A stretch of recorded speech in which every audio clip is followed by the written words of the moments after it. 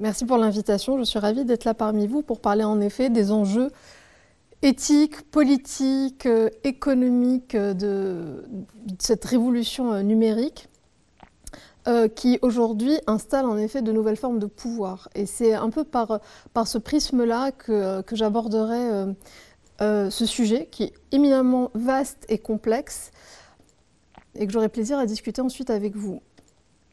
En parlant et en préparant la conférence avec Emmanuel, on s'est rendu compte que, je ne sais pas si vous l'avez remarqué, mais cet été, et ça avait même commencé un tout petit peu pendant le confinement, on a eu une actualité dans le champ numérique qui a été absolument formidable.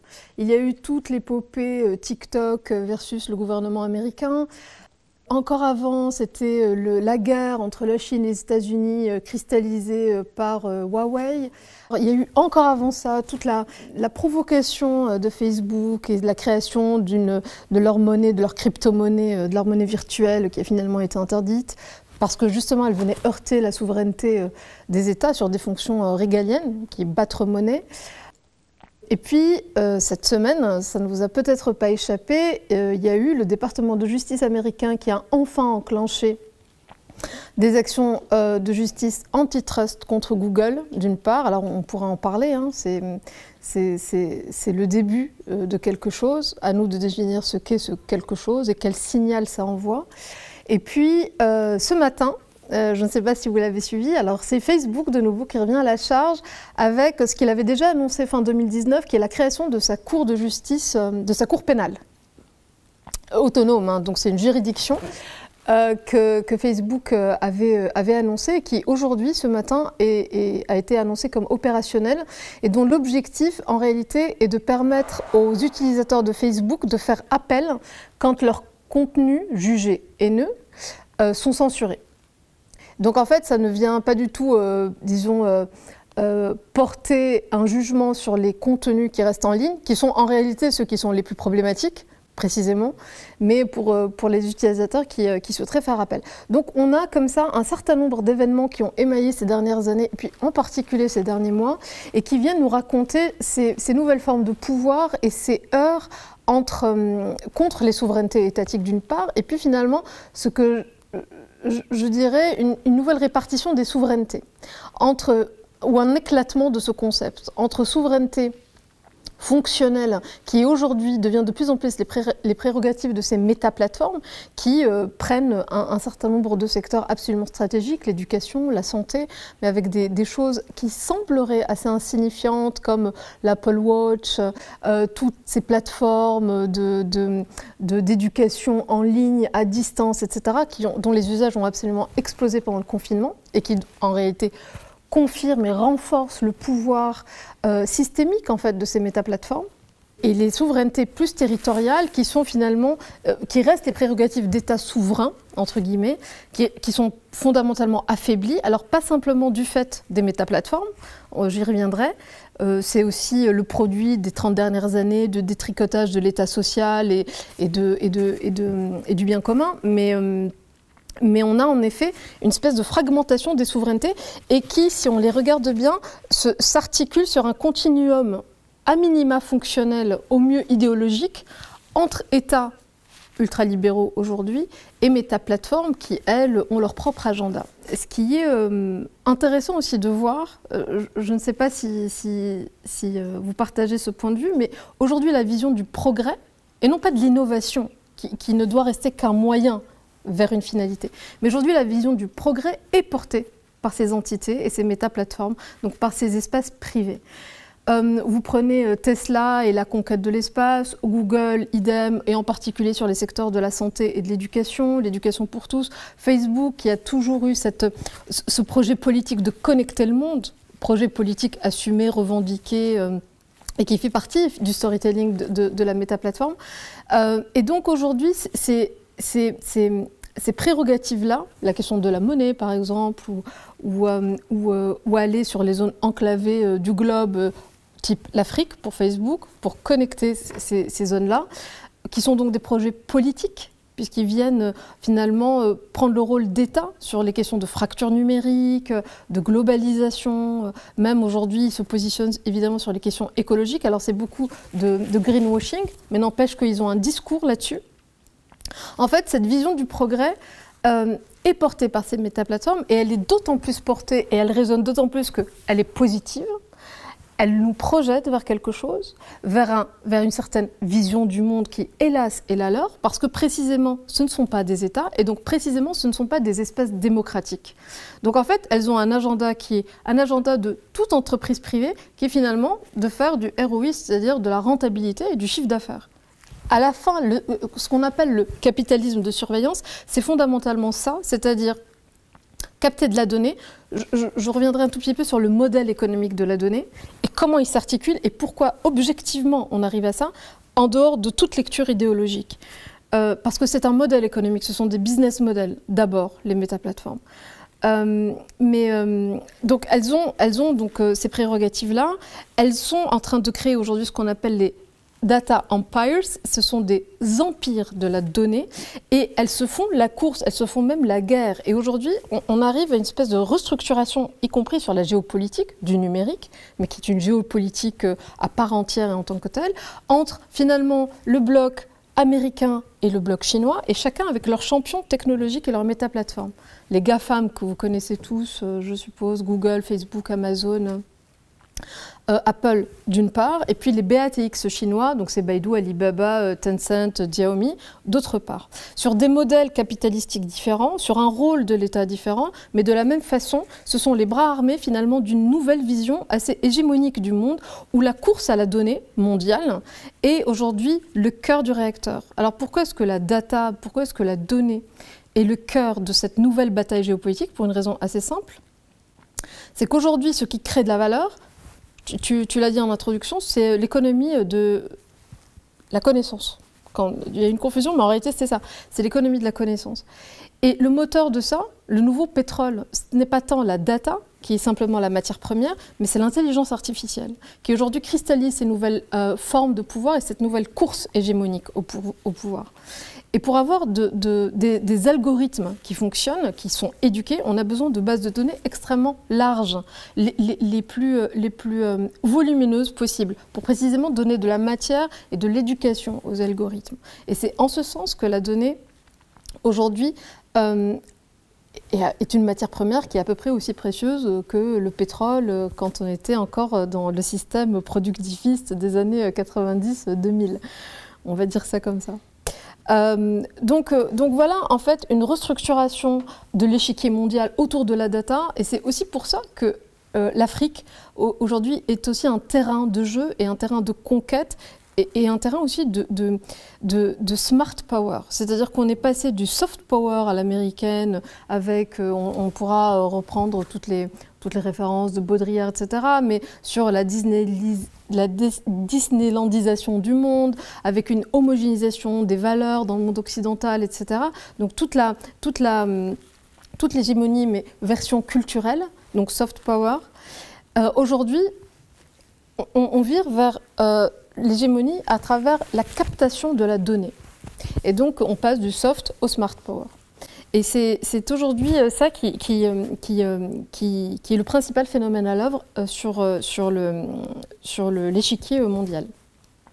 Alors tout à l'heure, je vous expliquais, ou je vous disais que pour comprendre réellement comment est-ce qu'on est arrivé à ces empires de la donnée, qui sont tout sauf en réalité un marché libéral. C'est-à-dire que ce qui est très très intéressant avec l'économie numérique, quand on la regarde avec un tout petit peu de distance, et hors du regard européen, qui est très biaisé aujourd'hui et qui est assez en retard, et je vous donnerai mon point de vue là-dessus, c'est que le marché du numérique est un marché qui est fortement et fondamentalement interventionniste.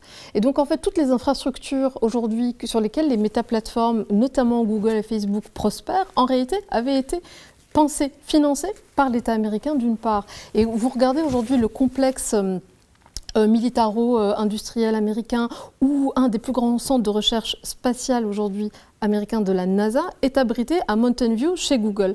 Donc en fait, on a des passages, des truchements en permanence, des convergences permanentes entre ces infrastructures informationnelles privées et de toute façon l'État fédéral américain d'une part. En Chine, on a un autre design politique de ces métaplateformes-là, mais avec exactement les mêmes allers-retours finalement entre État et métaplateforme. Et le modèle économique qui explique fondamentalement cet avènement des nouvelles formes de pouvoir, c'est un modèle économique qui est fondamentalement, par principe, monopolistique. Puisque aujourd'hui, les plateformes ne fonctionnent que par ce qu'on appelle l'effet réseau. C'est-à-dire qu'aujourd'hui, on est tous sur Facebook et non plus sur Copain d'avant, parce que précisément, tout le monde est sur Facebook. Parce que précisément, c'est là qu'on a une expérience absolument unique, puisque vous êtes absolument certain de trouver tout le monde. Pourquoi est-ce que vous êtes sur LinkedIn et pas sur forcément Pôle emploi ou je ne sais quel site de recherche, emploi pour tous ou job, etc. Des plateformes qui sont beaucoup plus petites en termes de surface et de volume, parce que précisément l'effet de réseau fait que vous êtes sûr de trouver ce que vous cherchez quand vous allez sur cette plateforme-là. Donc, par définition, ces plateformes sont monopolistiques ou à minima oligopolistiques. Ça, c'est d'une part. Et puis d'autre part, on est aujourd'hui sur des actifs, des assets qui sont parfaitement intangibles, essentiellement des brevets. Et d'ailleurs, l'entreprise qui a le plus déposé de brevets ces 10 dernières années est Apple. Comme ce sont des assets absolument intangibles, ce qui se passe, c'est que les effets de réseau qui arrivent à ce qu'on appelle la scalabilité, c'est-à-dire que, par ailleurs, c'est un modèle qui est sur des rendements croissants. Je m'explique. Dans l'industrie classique, traditionnelle, avec des infrastructures, des usines, du tangible, on est sur des modèles de rendement décroissant, c'est-à-dire que plus en fait on a de croissance, plus le coût marginal est faible de production. Là, en réalité, vous regardez sur Airbnb, une fois qu'on a la plateforme, une fois qu'on a le template, là qui est absolument homogénéisé, c'est-à-dire qu'on sait parfaitement qu'il suffit de mettre la photo, le petit commentaire, la note, et que le canevas est absolument prêt, et donc industrialisé, par défaut et par définition, à ce moment-là, pour un coût qui est à peu près égal à 0, vous allez croître et votre volume est le monde entier finalement. Puisqu'aujourd'hui, Airbnb, qu'on soit à Marrakech, à Paris, à Londres, à Shanghai ou je ne sais où, de toute façon, ce que ça va coûter, c'est que le travail repose sur l'utilisateur, puisque c'est lui qui va mettre son annonce, sa photo, son texte, donc ça coûte rien pour Airbnb. Airbnb, son coût de production, c'est son coût, en fait, c'est son investissement de départ, c'est-à-dire la création de la plateforme. Et donc, en fait, on est sur des modèles d'hyperscalabilité, puisqu'ils ont une capacité à conquérir le monde pour un coût marginal de quasi zéro. Ça, c'est d'une part. D'autre part, ils sont et ils fonctionnent, ces métaplateformes-là, dans des environnements écosystémiques. Donc en fait, elles ont une puissance financière qui leur permet de capter toutes les startups et toutes les entités très très innovantes qui sont dans leur écosystème immédiat. C'est comme ça que Siri a été aspirée par Apple, par exemple. Et donc vous avez comme ça une capacité finalement à capter l'innovation. Et c'est d'ailleurs une des raisons et un des éléments qui est reproché aujourd'hui à Google par le département de justice américain, c'est que en fait, cette propension monopolistique est un frein à l'innovation, puisque en fait, elles ont une capacité à capter toute l'innovation qui est autour et qui est dans leur écosystème immédiat et qui vient donc enrichir cette expérience qui donc est parfaitement unique. Et c'est en ce sens que en France et en Europe, on a pris du retard. On a pris du retard à plusieurs égards. La première chose, c'est qu'on n'a pas forcément compris que l'économie numérique n'était absolument pas du tout une économie du libre marché et de la libre concurrence. C'était un marché interventionniste. Et c'est parfaitement ce que fait la Chine et ce que fait les États-Unis. Là où en France et en Europe, on reste sur la libre concurrence, le libre marché, le marché va s'autoréguler, nous allons juste mettre en fait les conditions pour que le fameux champion européen advienne. Ça fait des années que en fait, on s'en tient à ces incantations et que ce fameux champion européen n'est jamais advenu. Donc à un moment donné, la compréhension de la dynamique du marché il me semble, n'a toujours pas été capté aujourd'hui par le régulateur et par le personnel politique européen en général et français en particulier. On a vu un peu le fiasco Stop Covid pendant le confinement. Ça, c'est une première chose. Dans le numérique, il faut, il me semble, qu'il y ait une main très visible et non plus une main invisible qui régulerait de loin le marché. La deuxième chose qui n'a pas forcément été comprise et qui explique peut-être aussi le retard en Europe qu'on enregistre, c'est que ce fameux champion européen qui est censé venir concurrencer Google ou Facebook, pourquoi il n'arrivera jamais si on prend le problème dans ce sens? C'est parce qu'aujourd'hui, précisément, ce sont des marchés monopolistiques. Donc en fait, c'est déjà fait, ils sont déjà installés sur nos marchés, ils ont déjà capté la donnée sur nos marchés, ils continuent à le faire. Et puis d'autre part, ce que je disais tout à l'heure, c'est qu'ils proposent une expérience par définition unique, donc non concurrençable, par ces effets de réseau-là, par cette hyper scalabilité. Et donc, plutôt que de s'acharner à vouloir concurrencer ou à réguler, bien que la régulation soit absolument fondamentale, et puis j'en parlerai en dernière partie, mais on gagnerait à avoir une stratégie beaucoup plus ciblée, ou peut-être qu'on investirait de façon beaucoup plus active, et non pas sur des programmes à quelques millions d'euros sous prétexte de Startup Nation, mais d'avoir des vrais programmes industriels numériques d'envergure, mais sur des cibles de niche en fait, vraiment sur des secteurs de niche. Typiquement, la France peut très bien se positionner et est très très bonne, ce qu'on ignore, sur la biotech, typiquement. Avec toujours cet axe qui a toujours été choisi par l'Europe depuis le départ comme étant cette espèce de troisième voie éthique. Donc avoir ce fameux numérique éthique qu'on n'arrive pas non plus à conceptualiser jusqu'au bout, au-delà des quelques livres blancs qui ont été publiés ces dernières années. Donc simplement pour conclure sur cette compréhension finalement de l'économie de la donnée, c'est une économie qui donc par structure monopolistique, par structure interventionniste et qui joue la course à la donnée sur un échiquier mondial, le fameux data monde, et qui voit arriver ou voit éclore une nouvelle doctrine économique, me semble-t-il, qui n'est plus du tout néolibérale. Je pense qu'on se trompe si on continue à parler de néolibéralisme aujourd'hui, qui est aujourd'hui, je dirais, mercantiliste, ou plus exactement néo-mercantiliste. Alors qu'est-ce que le mercantilisme ? C'était en fait les pratiques ou la doctrine économique du XVIe siècle et de l'Espagne du XVIe siècle, plus exactement, qui jouait en fait sur deux aspects. Des marchés extrêmement protectionnistes vers les invasions extérieures et très hégémoniques vers le monde, en fait. Et c'est parfaitement ce qu'on voit aujourd'hui à l'œuvre, typiquement en Chine sous un format qui est spécifique, qui est très éloigné des enjeux géopolitiques ou armés, et puis les États-Unis aujourd'hui, qui sont à la fois en effet hégémoniques et très protectionnistes. Vous avez suivi tout l'épisode de la taxe GAFA, des interventions de Trump. Alors Trump a une façon de faire.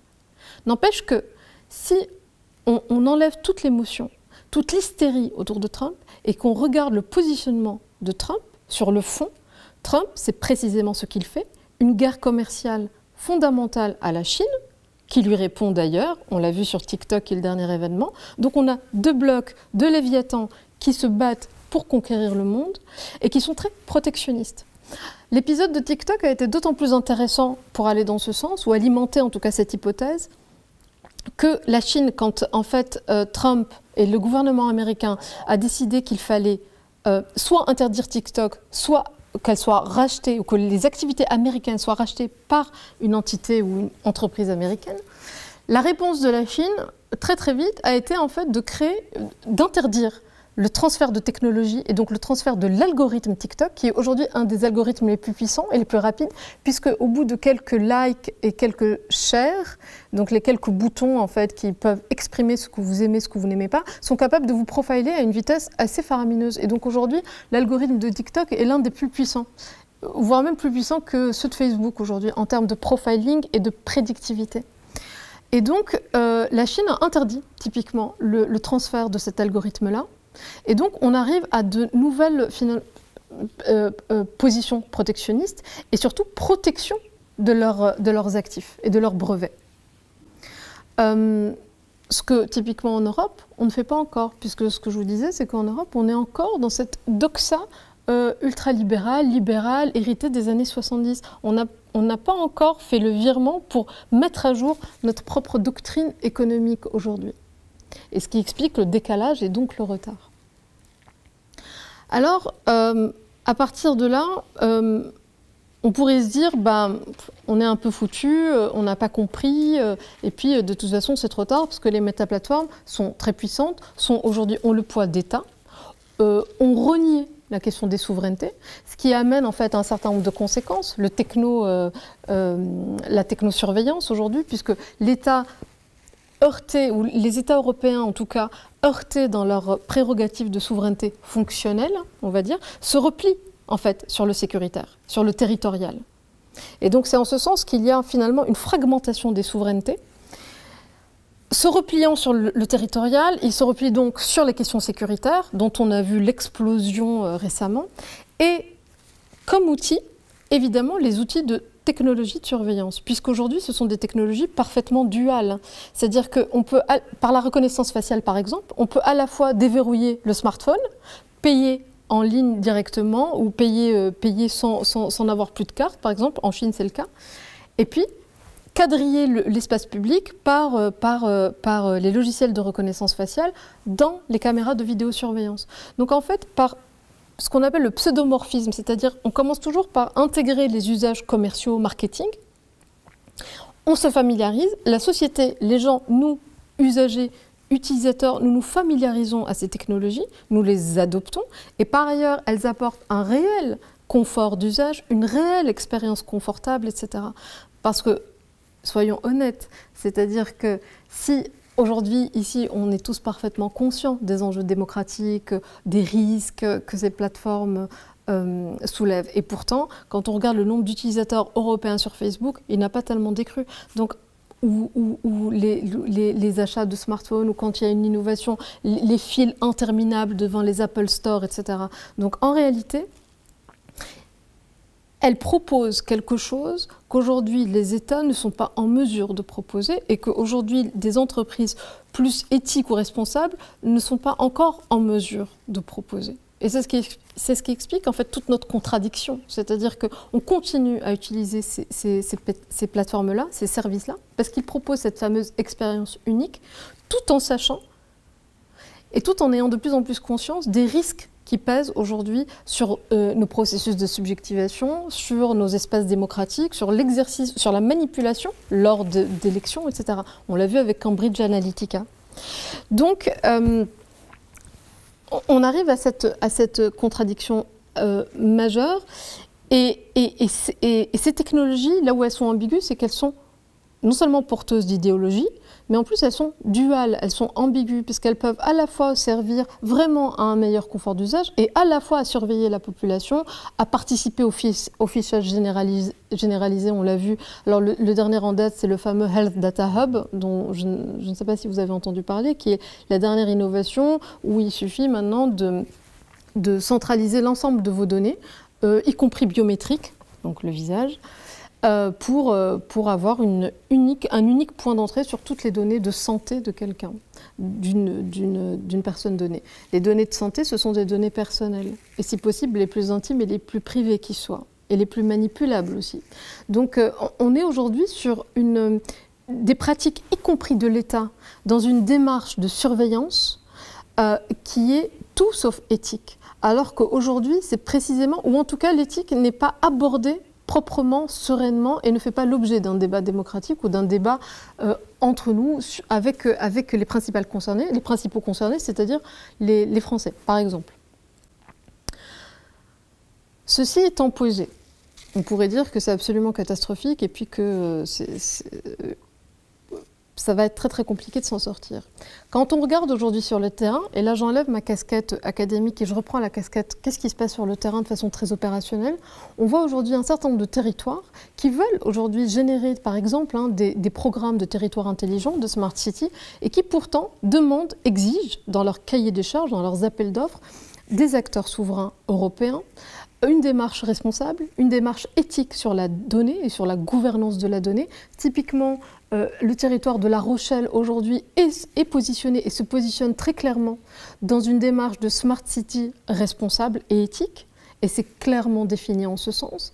On voit apparaître des acteurs européens qui fusionnent et qui font des partenariats entre eux pour avoir une plus forte force de frappe, typiquement sur la question de l'hébergement des données, qui est une donnée aujourd'hui qui est critique stratégiquement, puisque Le cloud, aujourd'hui, si vous voulez, l'espace virtuel où sont stocker toutes nos données, et quand on les stocke chez Azure, qui est le cloud de Microsoft, pardon, ben, c'est très très compliqué, puisqu'aujourd'hui on a le Patriot Act et puis un certain nombre de textes de loi américains qui permettent aujourd'hui de transférer les données vers les États-Unis. Et ça, c'est si tant est qu'elles ne sont pas par défaut hébergées aux États-Unis.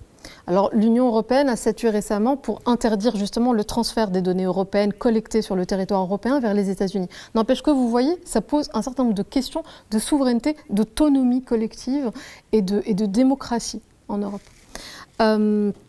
Donc je vous disais, il y a un certain nombre aujourd'hui d'initiatives qui commencent à émerger, une prise de conscience qui commence à prendre effet, où on a typiquement OVH, qui est un acteur de l'hébergement français, qui a fait un partenariat avec son homologue allemand, typiquement, pour proposer ce type de solution souveraine européenne. Et donc avec une certaine charte sur la question de la privacy, sur la question aussi plus largement des logiciels libres, etc., etc. Donc, il y a un certain nombre de choses qui se font. Et d'un point de vue de la régulation, alors il y a eu le fameux RGPD, qui était un texte imparfait, mais qui a le mérite d'exister, et qui a en tout cas envoyé un signal. Et puis, il y a une législation qui est aujourd'hui en gestation au niveau de l'Union européenne, qui normalement sera annoncée en fin d'année, qui s'appelle le Digital Service Act, que Thierry Breton, qui est le commissaire au niveau de l'Union européenne, qui pilote ce projet, et donc dont on aura les premières grandes lignes d'ici décembre. Et dont l'objectif est aussi la régulation plus large et au-delà du RGPD de ces métaplateformes, notamment sur les questions de souveraineté, qui ne sont plus des questions de souveraineté numérique, mais de souveraineté nationale en réalité. Plus largement, en point de fuite et en perspective, la question, moi, qui m'intéresse beaucoup et qui m'interpelle, ce n'est pas les métaplateformes en tant que telles, parce que ce qu'on disait en introduction, c'est que ce sont par définition des entreprises privées. Et donc, on peut difficilement leur reprocher de faire leur job, c'est-à-dire de l'argent. Et aujourd'hui, là où on crée de la valeur, c'est sur la donnée. Alors, avec toutes les conséquences politiques qu'on voit sur l'espace public, sur le jeu démocratique, sur la manipulation d'élections, sur la technosurveillance par des États affaiblis et donc devenus ultra-sécuritaires, sur finalement la défiguration du contrat social, qui était initialement, on rogne un peu de liberté contre la sécurité et vivre tous en paix. Et donc le nouveau contrat social ou les nouveaux termes de ce contrat social à l'ère de numérique, c'est liberté contre sécurité, finalement contre vie privée. Et c'est en ce sens qu'aujourd'hui, l'État doit se réarmer, doit redevenir un État fort, non pas au sens autoritaire, mais fort au sens de sa raison d'être, de ses valeurs. Un État, c'est une fiction juridique. C'est ce qu'on construit tous collectivement. L'État, c'est quoi? C'est nous, finalement. Et donc, c'est en ce sens qu'on devrait commencer à se réinterroger sur quel État on voudrait, non pas comme fragment de pouvoir sur les restes que les métaplateformes lui laisseraient, mais comme contre-pouvoir ou comme espace de contre-pouvoir à ces nouvelles puissances. Ces nouvelles puissances qui sont en plus étrangères. Donc, il y a toute cette réflexion-là. Il y a des pistes très concrètes. On l'a vu pendant le confinement, typiquement sur Stop Covid, un certain nombre de watchdogs, d'associations, type la Quadrature du Net, etc., se sont élevés contre ces pratiques-là, à tort ou à raison, peu importe. Mais aujourd'hui, on a un tissu associatif qui est extrêmement actif. Et alors, plutôt que, comme ce qui est le cas actuellement, plutôt que de les affaiblir, que de les bâillonner, que de ne pas les écouter, un état de droit juste, c'est-à-dire pas un état d'exception permanente vers la surveillance généralisée, mais un état de droit juste, renforcerait le pouvoir de ces espaces démocratiques non institutionnels, hors les murs finalement des institutions classiques qui aujourd'hui sont qui sont en crise de confiance totale. Il y a aussi la question des institutions. Aujourd'hui en France, on a la CNIL, mais dont les prises de position sont souvent variable, dont la colonne vertébrale n'est pas toujours très claire et très lisible. Donc comment est-ce qu'on refonde ces institutions qui sont censées être des chiens de garde ou des garde-fous par rapport à des abus, ou par rapport tout simplement à l'application de la loi. Donc, qu'est-ce qu'on fait de la CNIL? Qu'est-ce qu'on fait du comité éthique, social et environnemental, par exemple? Qu'est-ce qu'on fait de ces institutions qui pourtant existent, mais qui ont été au fur et à mesure un peu politisées d'une part, et puis vidées de leur sens, et puis dont les décisions sont souvent aussi fonction des personnes qui les président et de leur sensibilité personnelle. Donc, qu'est-ce qu'on fait de ces institutions? Il y a un certain nombre de choses qu'on peut penser. Et puis, il y a la question de la politique industrielle numérique. Aujourd'hui, le numérique n'est pas du tout une économie virtuelle, n'est pas du tout une économie invisible. C'est une économie qui est fondamentalement hyper industrielle, hyper polluante et hyper industrielle. Et qui finalement reconfigure pareil le monde entre des méga hubs et puis des périphéries qui sont aujourd'hui de plus en plus enclavées. Alors comment est-ce que la France, de façon à ce qu'elle ne devienne pas une périphérie du monde, pourrait repenser sa politique industrielle autour de stratégies de pointe, de stratégies de rupture sur la santé, l'éducation, les biotech par exemple. Et aujourd'hui, la France a beaucoup d'actifs en ce sens. La 5G est un vaste débat, mais typiquement, sur la robotique industrielle, la France est très bien positionnée. Alors, il y a peut-être des choses, des usages très spécifiques, très ciblés à penser pour retrouver un leadership, mais de niche. Et puis enfin, il y a la question, plus généralement, de la confiance. Et aujourd'hui, ce qu'on voit apparaître, de mon point de vue, la confiance, c'est le contraire de la transparence. On parle beaucoup de transparence. Moi, il me semble qu'il faut rétablir le lien de confiance. Et la grande crise démocratique qu'on vit aujourd'hui, plus généralement, c'est la méfiance vis-à-vis des institutions. Donc, ce n'est pas sur la méfiance qu'on jouera, mais c'est sur les institutions elles-mêmes. Et Ricoeur, qui est un philosophe très cher au président Macron, parlait des institutions justes. Et c'est en ce sens que, de façon éthique, responsable, on peut reconstruire des institutions qui soient plus justes, c'est-à-dire au service de l'intérêt général ou du bien commun. Charge à nous de définir ce que ça suppose et ce que ça présuppose. Et je terminerai par dire que, et je fais un mea culpa personnel aussi, pendant très longtemps on a parlé de sensibilisation, sensibiliser les gens, former les citoyens, les acculturer, les évangéliser. Ce sont des mots qu'on a utilisés sans cesse ces dernières années. Les infantiliser en réalité. Moi, ce que je pense très modestement, c'est qu'il faut arrêter avec cette espèce de folie de descendre l'information du haut vers le bas, vers des gens qui ne comprendraient rien et qui seraient totalement dans des fractures numériques, dans les limbes du numérique et qui ne sauraient pas. En réalité, quand on regarde et quand on commence à construire des territoires intelligents, quand on parle concrètement aux gens, ils sont parfaitement au courant de ces enjeux-là, ils sont parfaitement au fait de ce qui se passe dans leur chair, dans leur vie concrète. Et donc, il faudrait peut-être commencer à les écouter réellement. Alors au-delà des poncifs, de la co-construction, de la société inclusive, etc. Mais comment est-ce qu'on repense les institutions avec les experts, avec les politiques, technocrates, mais aussi avec les citoyens? Et peut-être qu'on peut envisager un vrai parlement citoyen. Mais pas au sens où on l'a compris, c'est-à-dire de façon très démago, on va refaire des élections et puis on va mettre des pharmaciens et des avocats et des trucs, et puis de toute façon ils vont faire exactement comme avant, peut-être même en pire, parce qu'ils maîtrisent encore moins les sujets techniques de la fabrique de la loi. Alors c'est peut-être avec un peu plus de modestie qu'on pourrait tous ensemble repenser ce qu'est l'État comme une nouvelle éthique d'État, c'est-à-dire comme un contre-pouvoir ou comme un lieu de contre-pouvoir. Et ça, c'est à nous tous de le faire, collectivement et ensemble. Voilà ce que j'avais globalement à dire, sans trop lire les notes. Alors, j'ai peut-être oublié des choses. C'est pas grave, ça émergera dans le... Ça émergera dans la discussion.